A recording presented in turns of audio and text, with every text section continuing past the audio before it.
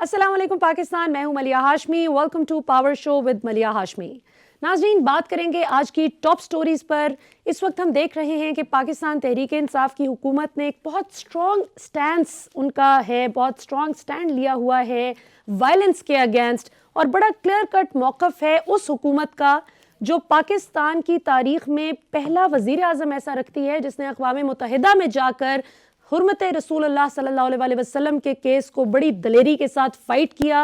कुफ़ार में खड़े होकर ये कहा कि हम नबी सल्लल्लाहु अलैहि वसल्लम की शान में किसी किस्म की गुस्ताखी बर्दाश्त नहीं करेंगे। और कल इमरान खान साहब ने अपनी ट्वीट में भी वाज़ेह किया कि जिस तरह हॉलोकॉस्ट के अगेंस्ट बात करना बहुत बड़ा गुनाह तस्वुर किया जाता है पूरी दुनिया में, इसी तरह हम ये चाहते हैं कि नबी सल्लल्लाहु अलैहि वसल्लम और दीन इस्लाम के ख़िलाफ़ भी बात करने से पहले दुनिया 100 मरतबा सोचे कि हमारे जज्बात को उन्होंने ठेस नहीं पहुंचानी। इस हवाले से आज इंफॉर्मेशन मिनिस्टर फवाद चौधरी साहब ने बड़ा क्लियर कट मौक़िफ़ बयान किया। उनका कहना था कि हुकूमत मुज़ाकरात पर यकीन रखती है लेकिन ब्लैकमेल नहीं होंगे। लाहौर में पुलिस रेंजर्स एहलकारों को अगवा किया गया जिस पर ऑपरेशन हुआ। रियासत कलदम टीटीपी मुसल्ला ग्रोह के सामने ब्लैकमेल नहीं हुई। और इमरान खान आशिक रसूल सल्लल्लाहु अलैहि वसल्लम हैं और उन्होंने हर फोरम पर पूरी दुनिया में नबी सल्लल्लाहु अलैहि वसल्लम की हुर्मत का केस लड़ा। इसके बाद एक बहुत ही इंटरेस्टिंग डेवलपमेंट ये भी हुई कि शहबाज शरीफ साहब जो कि जिनकी ज़मानत के हवाले से बहुत मिठाइयाँ भी खा ली गई, बहुत खुशी भी मनाई गई और हुकूमत के चेहरे लटक भी गए कि शहबाज शरीफ साहब भी वापस आ जाएंगे तो हम अपने वोटर्स को क्या मुंह दिखाएंगे कि एहतसाब का क्या बना। वो हमने देखा कि मामला खटाई में पड़ गया और लाहौर हाई कोर्ट का बेंच टूट गया। दोनों जजेस ने अपना अपना फैसला अलग से सुना दिया। जस्टिस सरफराज डोगर साहब ने शहबाज शरीफ साहब की ज़मानत का फैसला सुनाया कि ये फैसला बिल्कुल ठीक है और नैब कुछ भी साबित नहीं कर सकी, कोई सबूत हमारे पास नहीं आए शहबाज शरीफ साहब की मनी लॉन्ड्रिंग के हवाले से।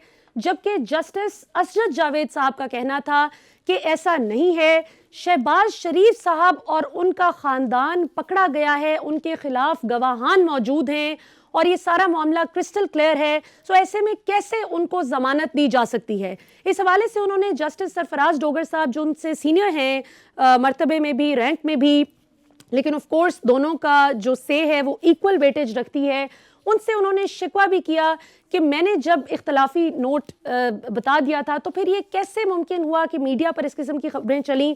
और हमने देखा कि मुशीर बराए एहतसाब जनाब शहजाद अकबर साहब ने अब से कुछ देर कबल ट्वीट भी की और उन्होंने कहा कि अब ये वाज़े हो चुका है कि शहबाज शरीफ की मुबैना ज़मानत का फ़ैसला अदालत ने नहीं बल्कि एक चपड़ासी ने सुनाया।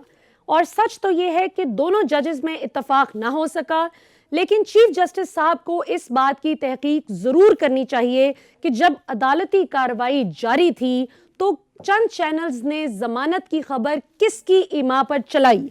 नून लीगी वकला और रहनुमा कैसे जजेस से फैसला सुने बगैर घंटों कौम को गुमराह कुन भाषण देते रहे। शहबाज शरीफ की निकी जई हाँ के लिए बेताबी तो समझ में आती है, लेकिन नून लीगी मुअज़्ज़ज़ वकला की बेईमानी समझ में नहीं आती। जबकि दूसरी जानिब ऑपोजिशन का ये कहना है, आज मरियम औरंगज़ेब साहिबा ने बहुत गरज बरस कर अपनी प्रेस कॉन्फ्रेंस की और उसमें उन्होंने कहा कि 4 दिन हो गए ज़मानत के फैसले को आए और उसके बाद इख्तलाफी नोट का आना समझ में नहीं आता। तो नून लीगी क्वार्टर्स में इस हवाले से बहुत तशवीश पाई जा रही है और हमने आज इस मौजू पर और जहांगीर तरीन साहब के हवाले से भी जो FIA का एतराफ़ सामने आ गया है कि हमने जो 2.25 अरब रुपए के फेक अकाउंट्स की बात की थी, जहांगीर तरीन साहब पर इल्ज़ाम आयद किया गया था, वो गलत इल्ज़ाम था। ये पाकिस्तान की तारीख में शायद पहली मर्तबा हो रहा है कि कोई स्टेट ओन्ड इदारा अपनी गलती यूं बबांगे दोहल उसका एतराफ़ कर रहा है, तस्लीम कर रहा है। सो हमें इन दोनों मौज़ूआत पर गुफ्तगू करने के लिए ज्वाइन कर रहे हैं पाकिस्तान के माया नाज वकील और कानून जनाब बैरिस्टर सलमान सफदर साहब। सलमान सफदर साहब, हमें ज्वाइन करने के लिए बहुत बहुत शुक्रिया।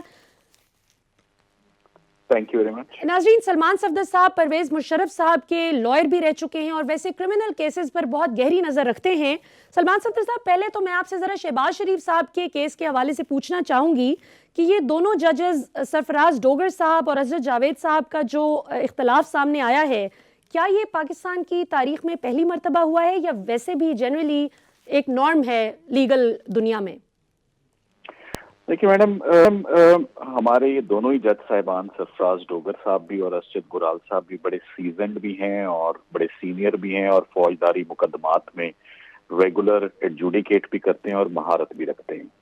میں یہ کہوں گا کہ یہ جو سپلٹ آ جاتی ہے یا ایک کنسنسس ڈیولپ نہیں ہو پاتا دو ججز کے درمیان، یہ کوئی انہونی بات نہیں ہے، مگر یہ بہت زیادہ فریکوینٹلی نہیں ہوتی۔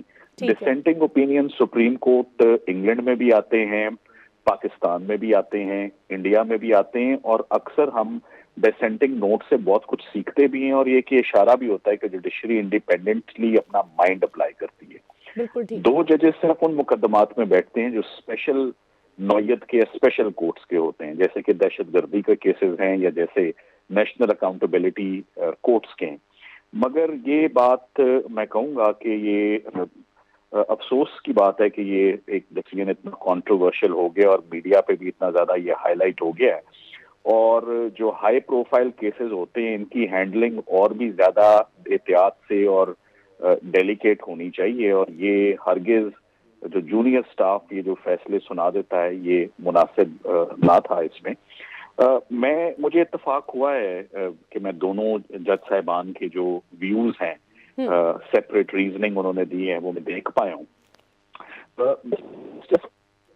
کی ریزننگ ہے اس زیادہ فوکس ہیومینیٹیرین اور کمپیشنیٹ گراؤنڈز پہ ہے کہ کینسر 70 ایئرز اولڈ، اور ابھی ٹرائل جو ہے وہ بہت ٹائم لے گا، ابھی 110 گواہ ہیں، صرف 10 گواہ اس میں ریکارڈ ہو پائے ہیں، تو دیر از نو پوائنٹ ان کیپنگ شہباز شریف صاحب behind the bars in a case جو کافی، جس کو کنکلوڈ ہونے میں بہت ٹائم لگ جائے گا، اور ان کی ایج اور میڈیکل گراؤنڈز کو ساروں کو ملا جلا کے انہوں نے 5 لاکھ کے مچلکے پہ ان کو بیل گرانٹ کی۔ دوسری جانب ارشد گرال صاحب نے جو اپنا فیصلہ سنایا، انہوں نے کمپیشنیٹ گراؤنڈز کو نہیں کیا،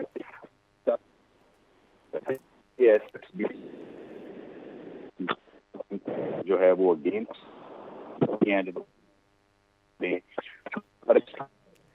نہیں ہوئی ہے، سپٹمبر 2020 کی اریسٹ ہے، اور اس کیس میں جو ایسٹس ہیں وہ فیک ٹی ٹیز اور بے نامی دار جو ہیں، تو یہ ڈسپروپورشنیٹ ایسٹس ہیں۔ معاملہ میں سمجھتا ہوں کہ یہ اسی ہفتے ویک میں ریفری کے پاس جائے گا۔ یہ جب دو ججز میں سپلٹ ہو جائے تو یہ چیف جسٹس صاحب ہیں، یہ غالباً میڈم عالیہ نیلم، جو کہ ونس اگین کرمنل کے اوپر مہارت رکھتی ہیں، یہ ان کے پاس جائے گا، اور she will I think there will be fresh hearing, اور ایک دفعہ دوبارہ وہ مقدمہ سنا جائے گا، اور and she would decide the case in favour of one of the ججز۔ Now this has to be seen کہ ان کو جسٹس سرفراز ڈوگر صاحب کا فیصلہ بہتر لگتا ہے یا ارشد گرال صاحب کا۔ میرا خیال ہے کہ یہ اب آنے والا وقت ہی بتائے گا۔ بالکل ٹھیک ہے، اور ویسے یہ بڑی عجیب سی بات ہے، یہ ویسے پاکستان کے تقریباً ہر ادارے کا ہی یہ حال ہے کہ اب دیکھیں کہ نائب قاصد صاحب جو ہیں وہ کس خوشی میں، اب ایک ہیئرنگ چل رہی ہے، ایک کاروائی ہو رہی ہے، سماعت جاری ہے، اور وہ خود ہی سے جو ہے لیک کر رہے ہیں اس طرح کی بات، اور پھر وہ میڈیا پر چل گئی۔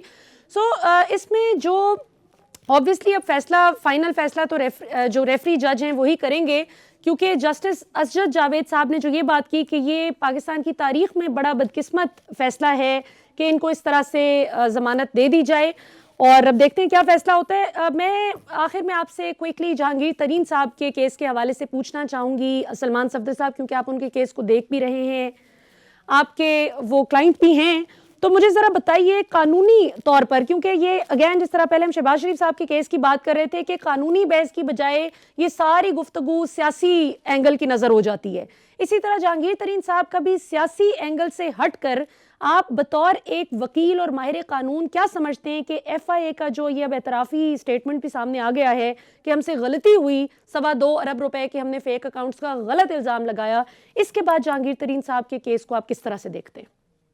دیکھیے میڈم، جہانگیر ترین صاحب کے پاس کے اوپر ایک نہیں، اس وقت 3 ایف آئی آر فیلڈ میں ہیں، اور افسوس کی بات یہ ہے کہ ان میں کسی بھی ایف آئی آر میں شوگر سے ریلیٹڈ، چینی سے ریلیٹڈ یا اس کی پرائس ایسکیلیشن سے ریلیٹڈ کوئی بھی الزام یا جرم نہیں لگایا گیا۔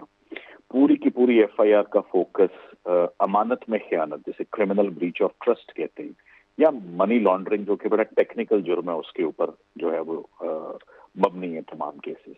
ایف آئی اے نے لگتا یہ ہے کہ انڈر ڈکٹیشن، انڈر پریشر اور اپنی انڈیپینڈنس کھوتے ہوئے، ایک جسے ہم فشنگ ایکسپیڈیشن کہتے ہیں کہ ایک کمپنی کے افیئرس کے اندر گھسو اور کچھ نہ کچھ نکالو، تو وہ جلد بازی اور عجلت میں انہوں نے ایک جیسے ویسے بھی کیس بنائے، وہ ایکسپوز تو ہونا ہی ہوتے ہیں جب وہ عدالتوں میں آتے ہیں. تو میں یہ ایف آئی اے کی کوئی مہربانی نہیں ہے کہ ان کو مجبوراً یہ سٹانس لینا پڑا کہ جو ہم نے ایف آئی آر میں الزام لگائے ہیں فیک اکاؤنٹس کے، وہ در حقیقت کوئی فیک اکاؤنٹس کا کیس ہے نہیں.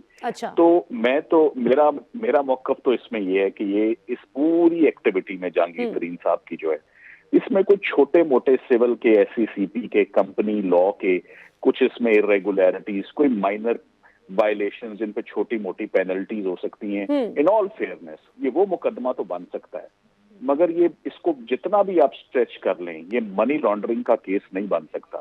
ایک اکاؤنٹ سے نکل کے پیسے اگر اپنے ہی فیملی ممبر کے اکاؤنٹ میں پیسے گئے ہیں تو وہ منی لانڈرنگ نہیں ہوتی. سو منی لانڈرنگ کیا ہے، یہ ایک اب تو عام انسان بھی سمجھنا شروع ہو گیا ہے. یہ ایف آئی اے جو کہ ایک ایکسپرٹ ایجنسی ہے ٹو انویسٹیگیٹ دس کرائم، ان کے سامنے اتنا crystal clear straight forward evidence رکھا گیا ہے، مگر لگتا ہے کہ وہ انڈر کوئی ایک آزادی سے جو ہے وہ فیصلے ایف آئی اے نہیں کر پا رہا.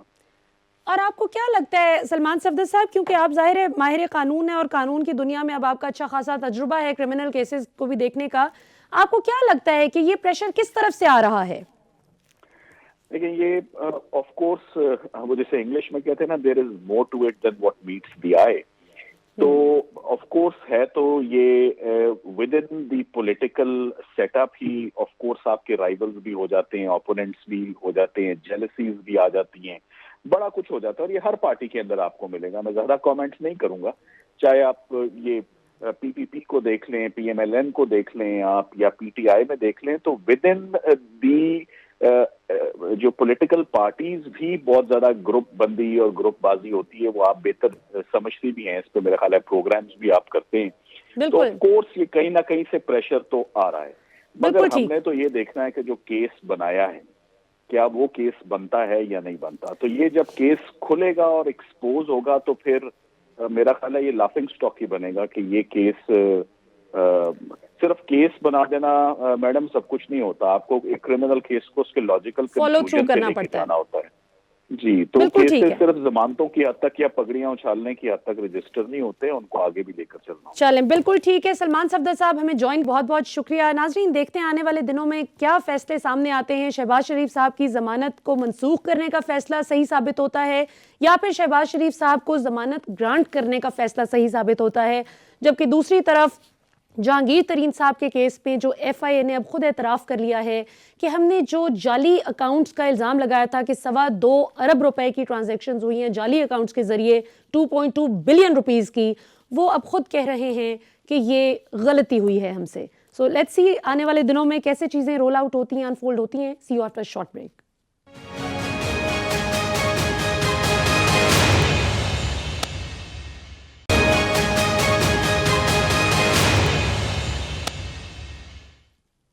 ویلکم بیک ناظرین. اس وقت ہمارے ساتھ موجود ہیں مشیر برائے اطلاعات جناب کامران بنگش صاحب. خیبر پختونخوا کے صوبے کی یہ اطلاعات و نشریات کا معاملہ دیکھتے ہیں. بنگش صاحب ہمیں جوائن کرنے کے لیے بہت بہت شکریہ. بہت شکریہ جی آپ کا. بنگش صاحب یہ بتائیں کہ کل بہت دھماکے دار خبریں آ رہی تھیں خیبر پختونخوا سے کہ 3 استعفے اکٹھے آپ لوگوں کو موصول ہو گئے، جس کی پھر آپ نے بعد ازاں تصدیق بھی کر دی. مشیر برائے سائنس اینڈ ٹیکنالوجی ضیاء اللہ بنگش صاحب، مشیر برائے توانائی حمایت اللہ صاحب، اور غالباً معاون خصوصی برائے ایکسائز غزن جمال صاحب. یہ 3 استعفے کیوں آئے اچانک سے؟ جی بسم اللہ الرحمن الرحیم. آپ کا شکریہ. دیکھیں ایک تو تینوں جو ہے بڑے ریسپیکٹیبل ہمارے کیبنٹ ممبرز، انہوں نے اچھا ڈیلیور کیا اوور دا پیریڈ. بٹ یہ ایک آپ کو پتہ ہے ایوولوشنری پروسیس ہے، ٹیم میں جو ہے چینجز ہوتی رہتی ہیں. کچھ کے ذاتی ایشوز بھی تھے، کچھ نے جو ہے وہ اپنے حلقوں کے اوپر فوکس کرنا چاہا، کچھ کے ڈپارٹمنٹس میں کچھ ایشوز چل رہے تھے. تو اوور آل نئی ٹیم، نیا بلڈ انجیکٹ کرنے کا وزیر اعلیٰ صاحب کو مینڈیٹ ہے، ان کو یہ اختیار حاصل ہے. تو یہ تھا کہ ان تینوں نے استعفے دے دیے، وہ استعفے ایکسیپٹ بھی ہو گئے. کیبنٹ کی ایکسپینشن، کیبنٹ میں ری شفلنگ، اس کا اختیار وزیر اعلیٰ صاحب کو ہے. خان صاحب نے ان کو یہ اختیار دیا ہوا ہے. تو اب یہ نیا بلڈ آئے گا, نئی اننگ کھیلنے کے لیے نئے کھلاڑی آئیں گے میدان میں انشاءاللہ, اور وہ نئے جذبے کے ساتھ, نئے پیشن کے ساتھ کے پی گورنمنٹ کا حصہ بنیں. بالکل ٹھیک. ویسے یہ تو اتنی سمجھ میں نہیں آتی بات. کل آپ لوگوں کے مشیر بلکہ سابق مشیر برائے سائنس اینڈ ٹیکنالوجی ضیاء اللہ بنگش صاحب, جن کے پاس پہلے ایجوکیشن کا پورٹ فولیو تھا, ان کا کہنا تھا کہ میں اپنے حلقے پر زیادہ توجہ دینا چاہتا ہوں. بھئی اس پوزیشن پر آ کر عوام کو سرو کرنے کے لیے ہی تو حلقے میں الیکشن لڑا جاتا ہے. سو آر یو شور کہ کوئی اختلافات نہیں ہیں اور کوئی ڈسگرنٹلڈ کوارٹرز نہیں ہیں آپ کی حکومت کے اندر؟ نہیں, میں آپ کو ضیاء اللہ بنگش جو ہے وہ بہت قریبی دوست ہیں, اسی طرح غزن جمال بھی. میں آپ کو صرف یہ ایشورنس دے دیتا ہوں کہ کوئی ڈسگرنٹل ایلیمنٹس نہیں ہے. وزیر اعلیٰ صاحب کے اوپر مکمل اعتماد ہے پورے ہاؤس کا. بلکہ آپ نے ریسنٹلی دیکھا کہ سینٹ کے الیکشنز میں خیبر پختونخوا نے ابو ایکسپیکٹیشنز جو ہے وہ ڈیلیور کیا. سارے اسمبلی ممبران نے وزیر اعلیٰ کی ہدایات کے مطابق جو ہے اپنی ٹیم کو جتوایا. تو ایسی کوئی بات نہیں ہے. ضیاء اللہ بنگش جو ہے وہ کوہاٹ میں ہمارے واحد ایم پی اے ہیں. انہوں نے کوہاٹ کے لیے فوکس رکھا, تو یہ میرے خیال سے کوہاٹ کے ساتھ ان کی ایک اٹیچمنٹ ہے. باقی وزیر اعلیٰ صاحب کے ساتھ ان کی ٹھیک ٹھاک انڈرسٹینڈنگ ہے. پارٹی کے وہ بڑے نظریاتی اور لائل بندے ہیں سارے, جو جتنے بھی تینوں ہیں. میرے خیال سے کسی اور کو سپیس دینا, کسی اور کو کے لیے جگہ چھوڑنا, یہ ایک اچھی بات ہے. اور ویسے بھی نیا بلڈ آ رہا ہے. اب 4 کیبنٹ ممبرز جو ہیں آلریڈی منسٹرز نے حلف لے لیا ہے, کچھ اور بھی ایڈوائزرز وغیرہ آ رہے ہیں. تو انشاءاللہ یہ بہتر ہوگا, بہتر فیصلہ ہوگا. یعنی ہمیں آنے والے دنوں میں کوئی بہتر کے پی سے زیادہ اچھی خبریں بھی موصول ہونے کے چانسز ہیں؟ بالکل ہے. اور کے پی سے تو میں آپ کو ملیحہ جی یہ بتاؤں کہ کے پی سے تو الحمدللہ ہمیشہ ہی اچھی خبریں آتی ہیں. کے پی میں جو ہم پروگریسولی الحمدللہ آگے جا رہے ہیں. صرف اگر میں آپ کو ایک بات بتاؤں کہ صحت کارڈ کا جو ہم نے یونیورسل ہیلتھ کوریج دی ہے اپنے تمام شہریوں کو, وہ الحمدللہ پورے پاکستان میں اس کی تقلید ہو رہی ہے. بلکہ ڈیولپڈ ممالک میں اس طرح کی کوئی مثال نہیں ملتی. اگر آپ انفراسٹرکچر کے حوالے سے دیکھ لیں, اگر آپ اکنامک ایکٹیویٹی کے حوالے سے دیکھ لیں, ابھی recently U N D P کی رپورٹ آپ اٹھا لیں, اس میں کہا گیا کہ خیبر پختونخوا میں غربت میں بہت زیادہ کمی آئی ہے. اسی طرح اگر آپ ہمارے سوات ایکسپریس وے ٹورزم کے حوالے سے اگر دیکھ لیں, پہلی دفعہ ونٹر ٹورزم میں ایک مہینے میں 7 لاکھ سے زیادہ ٹورسٹ آئے. یہ خان صاحب کا وہ ویژن ہے جو 6-7 سال خان صاحب نے فوکس رکھا خیبر پختونخوا کے اوپر. ہم نے جو رشکی اسپیشل اکنامک زون ہے اس میں کافی پروگریس کیا. سی پیک کے حوالے سے پہلا ڈیولپمنٹ ایگریمنٹ انڈسٹریل اسٹیٹ کا جو ہے وہ خیبر پختونخوا میں ہوا. اگر آپ گلیات کی طرف دیکھ لیں, اگر آپ سوات کی طرف دیکھ لیں, ناران کاغان کی طرف دیکھ لیں, ہمارا جو Peshawar to D I Khan southern district کی موٹر وے ہے, اگر آپ ہمارا کے پی اکنامک جو خیبر پاس اکنامک کوریڈور ہے اگر آپ اس کو دیکھ لیں, تو یہ ساری چیزیں جو ہیں اس طرف اشارہ کرتی ہے کہ خیبر پختونخوا سے ہمیشہ پازیٹیو وائبز آئی ہیں. اور خیبر پختونخوا کی ہماری لرننگ, جیسے خان صاحب کے ویژن کے مطابق بلین ٹریز کا ہم نے کیا تھا, بلین ٹریز ایفورسٹریشن پروجیکٹ, وہ پورے پاکستان میں 10 بلین ٹریز میں ٹرانسفارم ہوا. بالکل, یہ ساری چیزیں جو ہے خیبر پختونخوا میں الحمدللہ ہم زبردست. اس میں قطعاً کوئی شک نہیں ہے, یہ اس میں کوئی شک نہیں ہے. اور اسی لیے آپ لوگ 2/3 اکثریت سے بھی زیادہ ووٹس لے کر اس دفعہ آئے 2018 کے الیکشن میں. تو ظاہر ہے کہ performance specs louder than words, اس میں کوئی شک نہیں ہے.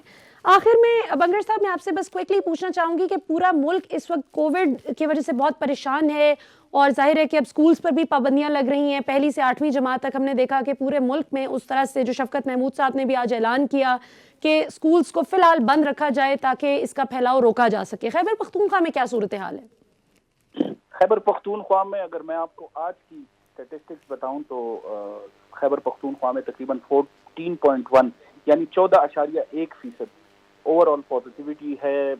جو سکولز کی بندش ہے اس کے اوور آل فرسٹ ویو میں, سیکنڈ ویو میں, ابھی تھرڈ ویو میں, ان کے تھوڑا سا ہمارا جو کرو ہے وہ فلیٹ یا ڈکلائن پہ آ جاتا ہے. تو آج جو ڈیسیجن ہوا ہے اس میں میں بھی تھا, ہمارے ایجوکیشن کے منسٹر جو ہے وہ شاہرام ترقی صاحب وہ بھی موجود تھے. ہم سب نے مل کر یہ فیصلہ کیا کہ 9, 10 اور فرسٹ ایئر سیکنڈ ایئر جن کے ایگزامز ہونے ہیں, بورڈ کے ایگزامز ہوتے ہیں, ان کو ہم اسٹیگرڈ جو ہے ویکلی ان کو کھول رہے ہیں 19 سے, یعنی منڈے سے, کل سے انشاءاللہ. باقی جو ہے یونیورسٹیز میں اور باقی جو پرائمری کے اور ان کے بچے ہیں ان کو فی الحال ہم چھٹیوں پر رکھ رہے ہیں. کہ ایجوکیشن کا اوور آل یہ رہا ہے کہ ایجوکیشن کی کلوجر کے ساتھ جو ہے وہ بہتری آئی ہے کرو میں. تو ادھر سچویشن جو سینٹرل ڈسٹرکٹس ہیں, جن کو اگر ویورز کو بھی پتا ہو کہ پشاور، چارسدہ، نوشہرہ، سوابی، مردان، یہ 5 ڈسٹرکٹ جو ہیں بڑے ہٹ ہیں کیونکہ یہ اربن سینٹر ہے ہمارا. اس کے علاوہ اگر آپ صدرن ڈسٹرکٹ میں دیکھ لیں تو کوہاٹ، بنو اور ڈی خان میں کیسز میں بہت سرج ہے. اسی طرح اگر سوات میں دیکھ لیں تو سوات اور مالاکنڈ، پھر دیر، اپر دیر، لوور دیر، ان میں ایشوز ہیں. اور ہزارہ میں، ایبٹ آباد میں بہت زیادہ کیسز میں پازیٹیوٹی ہے. تو یہ ہمارے کچھ ڈسٹرکٹ ہائیلی افیکٹڈ ہیں. اس کے یعنی 16 ڈسٹرکٹ ہمارے ہائیلی افیکٹڈ ہیں.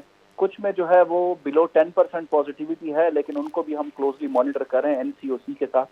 تو ساری جو ہے پوزیشن انشاءاللہ بہتری کی طرف جائے گی. ایجوکیشن کے حوالے سے فی الحال یہی فیصلہ ہوا ہے. انشاءاللہ اللہ تعالیٰ بہت بہترین کریں جی خیبر پختونخوا کے لیے بھی اور پورے پاکستان کے لیے. ناظرین یہاں پر ہم چھوٹا سا وقفہ، کامران مگر صاحب ہمیں جوائن کرنے کے لیے بہت بہت شکریہ. ناظرین see you after short break.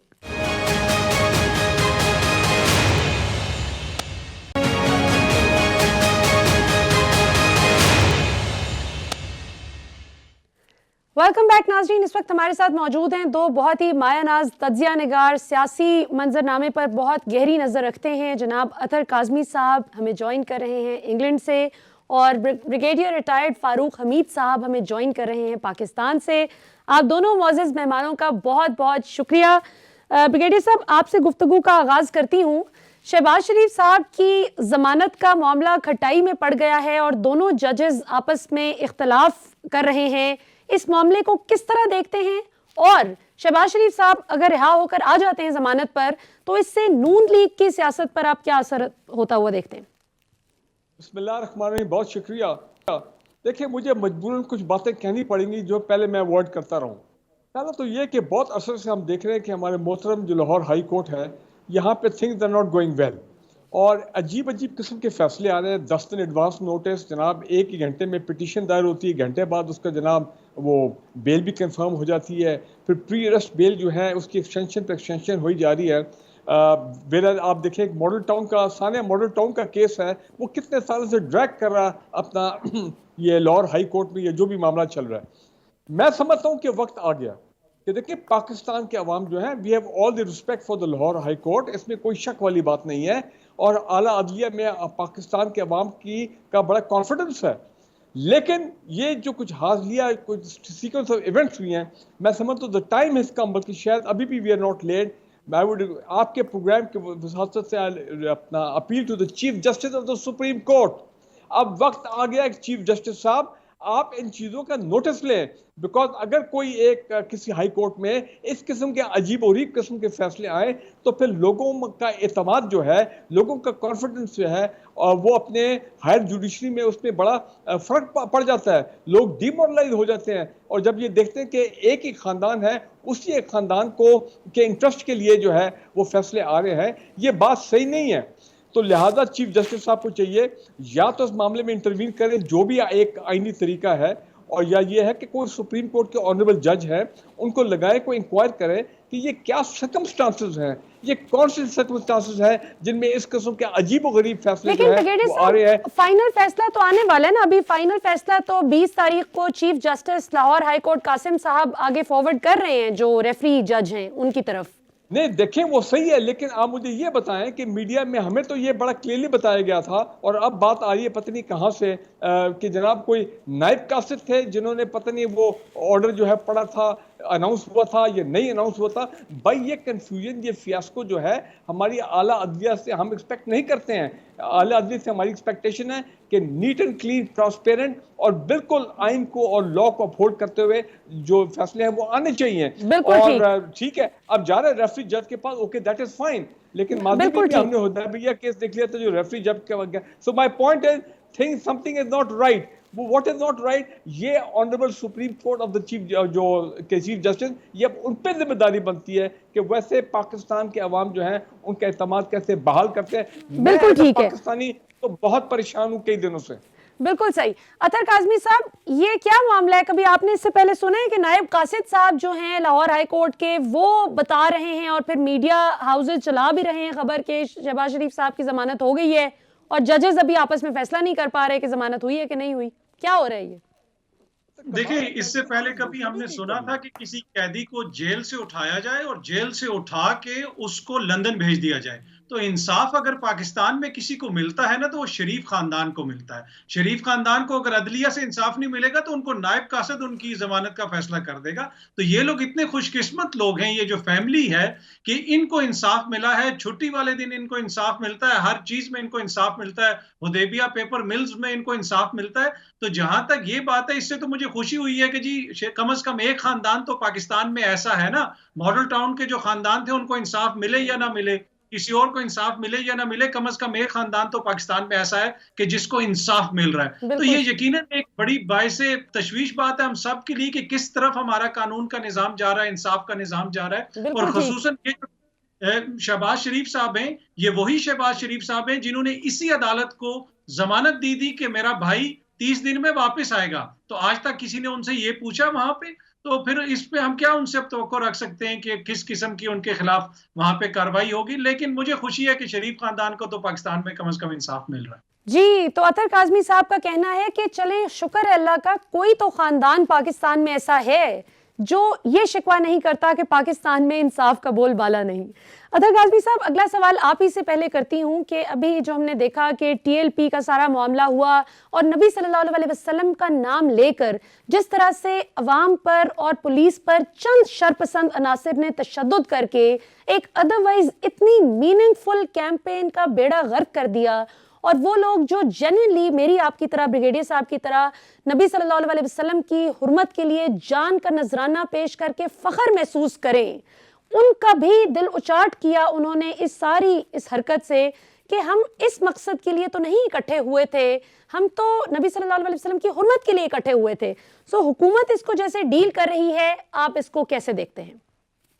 دیکھیں, جس طرح آپ نے بھی کہا, یہ وہ معاملہ ہے کہ اس کے اوپر کسی کو اختلاف نہیں ہے, کسی کو بھی. آپ اپنے اسٹوڈیو میں پوچھ لیں, آپ اپنے خاندان میں پوچھ لیں, ارد گرد کہیں پہ بھی پوچھ لیں, اس میں کوئی بھی ایسا شخص مجھے ابھی تک نہیں ملا جو اختلاف کرے جو تحریک لبیک والوں کا موقف ہے. لیکن ان کا جو اختلاف ہے وہ ان کے طریقہ کار کے اوپر ہے. ہمیں ان کے موقف سے یا کسی شخص کو بھی ان کے موقف سے انکار نہیں ہے, اختلاف نہیں ہے. لیکن جس طریقے سے پولیس کے اوپر حملے کیے گئے, لاکھوں کروڑوں لوگوں کو تنگ کیا گیا, ہاسپٹلز میں گیس نہیں پہنچ رہی تھی, آکسیجن نہیں پہنچ رہی تھی, گجرانوالہ میں آپ کو بھی پتا ہے, میڈیا نے بھی رپورٹ کیا کہ کتنی سنگین صورتحال ہوگی. تو یہ جو سارا طریقہ کار ہے, اس سے نہ صرف پاکستان کے تشخص کو نقصان پہنچا ہے, ہم یہ جو کاز ہے اس کو نقصان پہنچا ہے, اس لیے کہ جب سے پرائم منسٹر عمران خان صاحب آئے ہیں, اور ہمیں خوشی ہوئی اس دن کہ جس دن انہوں نے اقوام متحدہ میں کھڑے ہو کے اس بات کا ذکر کیا کہ اس سے ہماری دل آزاری ہوتی ہے. جب تم اس طرح کی بات کرتے ہو, تم لوگ سمجھتے نہیں ہو کہ چاہے کوئی بندہ لندن میں بیٹھا ہو یا لاہور میں بیٹھا ہو, کوئی بھی مسلمان ہو, اگر آپ اس طرح کی بات کریں گے, گستاخی کریں گے, تو ہم بے چین ہو جاتے ہیں, ہمیں نہ نیند آتی ہے نہ سکون ملتا ہے. آپ یقین مانیے, تمام سیاست, تمام اختلاف, سب کچھ ختم ہو جاتا ہے. تو خان صاحب نے جس دن وہ بات کی, اس دن یقین مانیے کہ میں بڑے سکون سے سویا کہ میں نے کہا ہاں, کوئی شخص ایسا آیا ہے جب عالمی فورم کے اوپر اس مسئلے کو اٹھائے گا. اور مجھے امید تھی کہ OIC اس کو وہاں سے ٹیک آن کرے گی اور تمام مسلمان ممالک مل کے اس کے اوپر ایک موقف بنائیں گے. لیکن ہم نے دیکھا انفارچونیٹلی OIC کا اس حوالے سے جو موقف ہے, نہ سعودی عرب میں بھی آپ کو پتا ہے, دیگر جو ممالک ہیں انہوں نے اتنا متحرک کردار ادا نہیں کیا. لیکن یہ جو حکومت کر رہی ہے, خان صاحب نے اگین اس کے اوپر ٹویٹس بھی کی, اگین اس کے اوپر پیغامات بھی بھیجے. تو میرے خیال میں حکومت اس حوالے سے جو کردار ادا کر رہی ہے, اس کے اوپر ہمیں اپنا احتجاج کرنا چاہیے. ان کی جو غلط حرکت ہے, تشدد ہے, اس کی وجہ سے جو اصل مسئلہ ہے اس کے اوپر سے ہماری توجہ نہیں ہٹنی چاہیے. جو گستاخی کا مسئلہ ہے وہ بالکل ناقابل برداشت ہے, اس کو ہم برداشت نہیں کر سکتے, اس کو ہم اٹھاتے رہیں گے, پرامن طریقے سے اٹھاتے رہیں گے, اور نبی کی تعلیمات کے مطابق اٹھاتے رہیں گے. بالکل ٹھیک ہو گیا, جو انہوں نے ہمیں سکھایا. تو اس مسئلے سے ہم بالکل پیچھے نہیں ہٹیں گے. ہاں, اس طریقہ کار سے ہمیں اختلاف ہے, وہ بھی اتنے ہی مسلمان ہیں, ہمارے پولیس والے جن کو آپ مار رہے ہیں وہ ہمیں قابل قبول نہیں ہے. یہ بالکل طریقہ کار ٹھیک نہیں ہے. باقی جو مقصد ہے اس میں ہم آپ کے ساتھ ہیں, پوری قوم آپ کے ساتھ. بالکل ٹھیک ہے.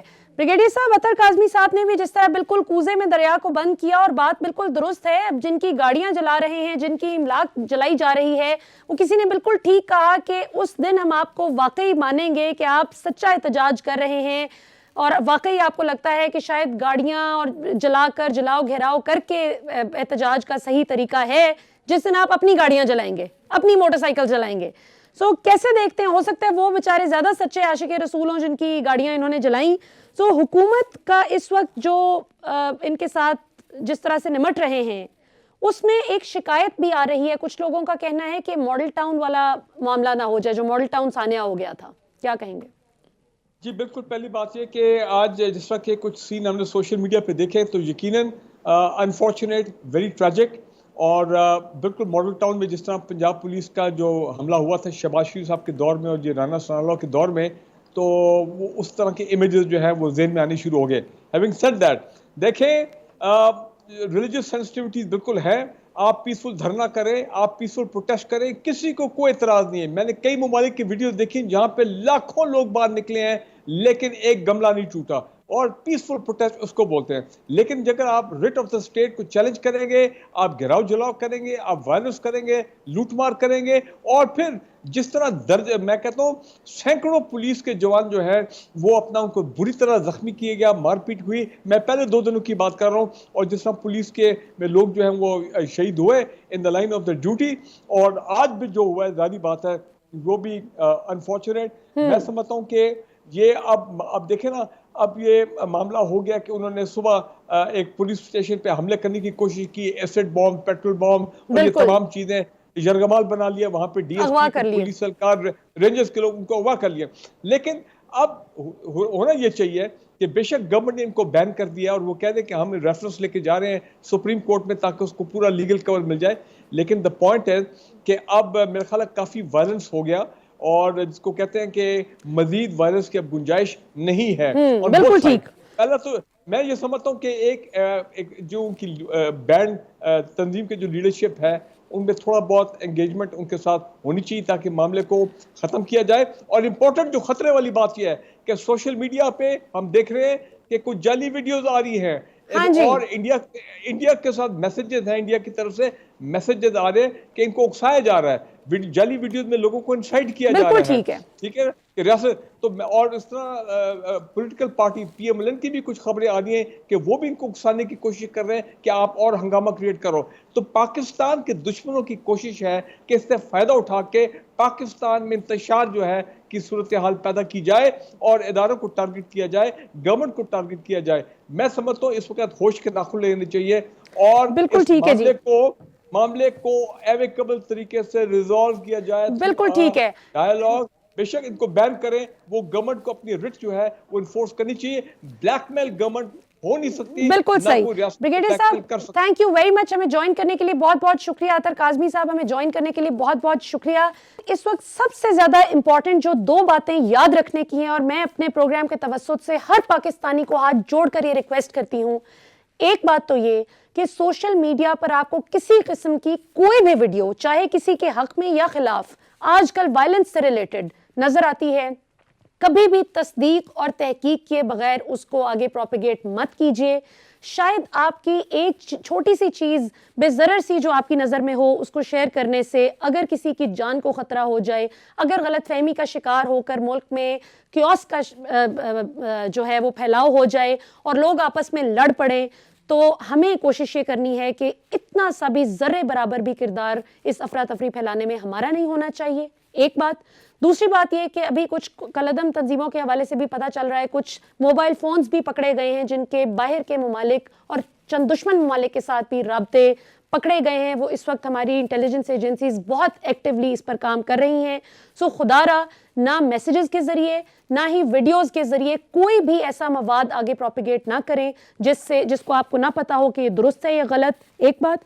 دوسرا یہ کہ کووڈ کے حوالے سے میں ریکویسٹ کرنا چاہوں گی کہ پلیز ماسک کا استعمال کیجیے، ایک دوسرے سے 6 سے 8 فٹ کا فاصلہ ضرور رکھیے، اور بازاروں میں بھی unnecessarily نہ جائیے. ضرورت کی چیزیں آپ خریدنا چاہتے ہیں، ظاہر رمضان ہے، آگے عید ہے، ضرور خریدیے، لیکن بہت احتیاط کیجیے. خدا نخواستہ اگر ہماری ذرا سی بے احتیاطی کی وجہ سے پورے ملک میں سخت قسم کا لاک ڈاؤن لگ گیا، سو ہماری آپ کی سوچ بھی نہیں چاہتی کہ وہ تعداد کیا ہوگی لوگوں کی. کروڑوں کی تعداد میں لوگ بے روزگار بھی ہو سکتے ہیں اور گھر بیٹھ سکتے ہیں، لوگوں کے چولہے بند ہو سکتے ہیں ہماری ذرا سی بے احتیاطی کی وجہ سے.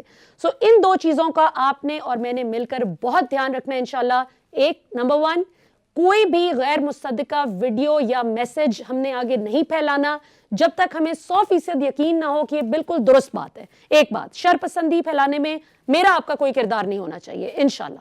دوسرا، کووڈ کو ہم نے اب پھیلنے سے روکنا ہے اور یقین کیجئے کہ میری آپ کی ذرا سی احتیاط لاکھوں کروڑوں جانیں بھی بچا سکتی ہے انشاءاللہ، اور روزگار بھی بچا سکتی ہے۔ اس کے ساتھ ہی ہمیں اجازت دیجیے، امید ہے آج کے پروگرام میں آپ کو بہت کچھ نئی انفارمیشن سننے کو ملی ہوگی، آپ نے آج کی ڈسکشن سے امید ہے فائدہ اٹھایا ہوگا۔ انشاءاللہ آپ سے نیکسٹ ویک ملاقات ہوگی سیٹرڈے کو رات 10 بجے۔ ملیحہ ہاشمی کو اجازت دیجیے۔ پاکستان زندہ باد۔